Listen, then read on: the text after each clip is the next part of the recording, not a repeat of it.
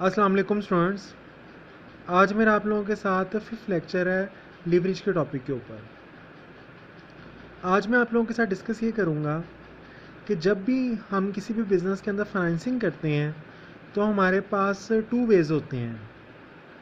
एक तो ये कि हम लोग 100% इक्विटी से फाइनेंसिंग करें, यानी सारे का सारा पैसा हम लोग शेयर होल्डर से लें। जब हम सारे का सारा पैसा शेयर होल्डर से लेंगे तो जितना भी रिटर्न मिलेगा वो सारा का सारा शेयर होल्डर्स में डिस्ट्रीब्यूट होगा। सेकंड ऑप्शन हमारे पास ये होती है कि हम इक्विटी के साथ साथ डेट से भी फाइनेंसिंग करें, यानी कुछ पैसा हम लोग शेयर होल्डर से लें और कुछ पैसा हम लोग डेट के ज़रिए लें। जब हम लोग शेयर होल्डर से पैसा लेते हैं तो उसके बदले हम उनको डिविडेंड पे करते हैं, लेकिन जब हम लोग डेट के ज़रिए पैसा लेते हैं तो हम लोग इंटरेस्ट पे करते हैं। अब यहाँ पे हम लोग ये प्रूव करेंगे कि किसी भी बिज़नेस के अंदर जब इक्विटी और डेट दोनों से फाइनेंसिंग की जाती है तो उसमें हमेशा शेयर होल्डर्स का बेनिफिट ज़्यादा होता है।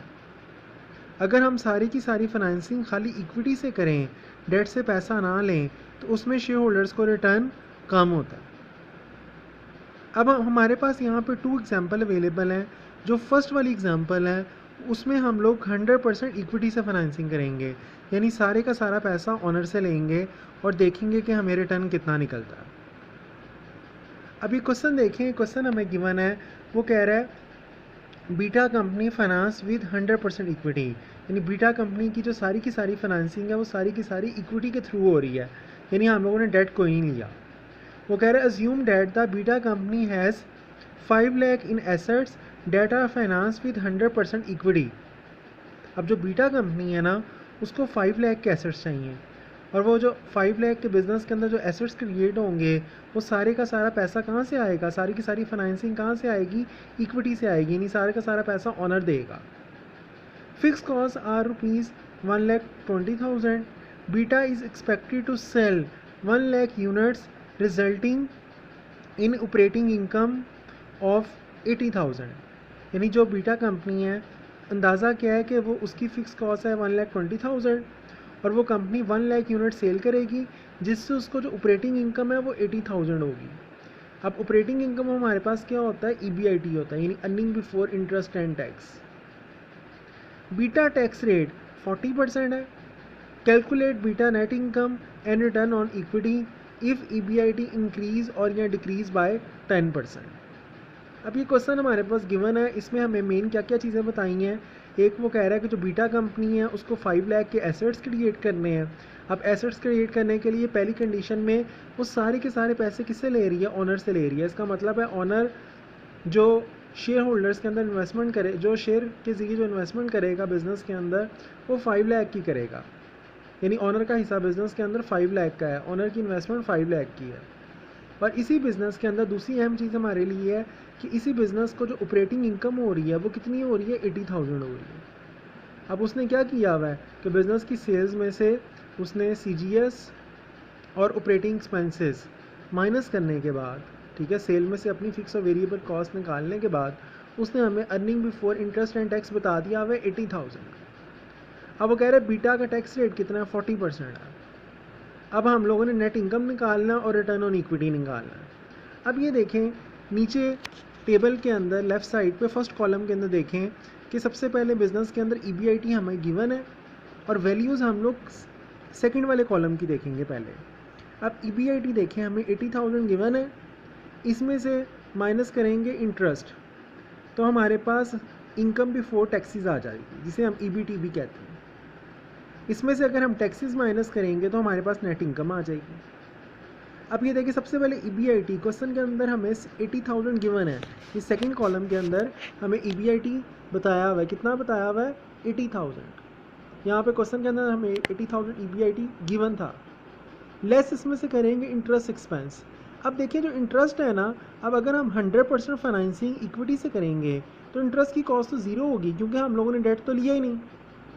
तो जब हम ज़ीरो माइनस करेंगे तो इनकम बिफोर टैक्सेस 80,000 आएगा।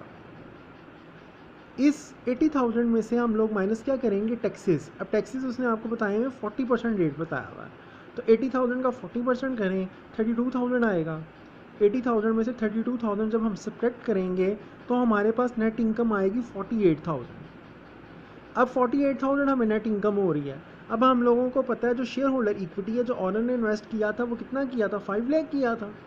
अब अगर हम लोग रिटर्न ऑन इक्विटी निकालना चाहते हैं तो उसका फार्मूला होता है कि net income divide by share holder equity multiply by 100, तो वो हमारे पास आएगा 9.60%। यानी अगर ऑनर 5 लाख इन्वेस्ट करेगा तो उसके ऊपर जो उसको रिटर्न मिल रहा है, जो उसको फ़ायदा हो रहा है, जो उसको इनकम हो रही है, वो उसको 9.60% हो रही है। तो अब आपके पास रिटर्न आ गया, नेट इनकम भी आ गई 48,000 और रिटर्न भी आ गया 9.60, अगर हम लोग 100% इक्विटी से फाइनेंसिंग करते हैं। जो उसने थर्ड कॉलम और फर्स्ट कॉलम ड्रॉ किया हुआ है उसमें सिर्फ इतना चेंज है कि उसने हमें क्वेश्चन के एंड पे कहा था कि अगर EBIT हम लोगों का इंक्रीज़ और डिक्रीज़ हो जाए 10% तो फिर क्या होगा। अब ये देखें 80,000 है ना EBIT, अगर मैं इसको 10% इंक्रीज़ करूँ, 80,000 का 10% होता है 8,000, तो अगर मैं इसमें 8,000 ऐड करूँ तो ये 88,000 हो जाएगा।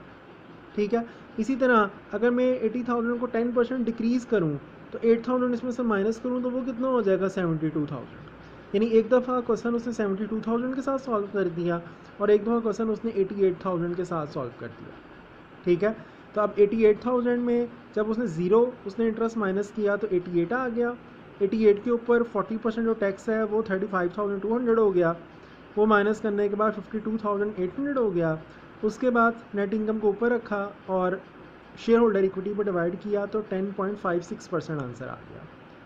इसी तरह ज़ीरो उसने इंटरेस्ट माइनस किया है तो हमारे पास इनकम बिफोर टैक्स से 72,000 आ गया। इसमें से टैक्स 72,000 का 40% टैक्स माइनस किया तो नेट इनकम 43,200 आ गया। इसमें से इसको डिवाइड किया शेयर होल्डर इक्विटी पे तो 8.64% आ गया। तो मेन अगर आपको सेकंड वाला कॉलम आता है तो इसमें तो सिंपल आपने बस 10% इंक्रीज़ करना है और 10% डिक्रीज़ करना है और कोई पॉइंट नहीं है। ठीक है, इसके बाद अब हम देखेंगे कि अगर हम लोग डेट के साथ साथ इक्विटी से भी फाइनेंसिंग करें तो फिर क्या होगा।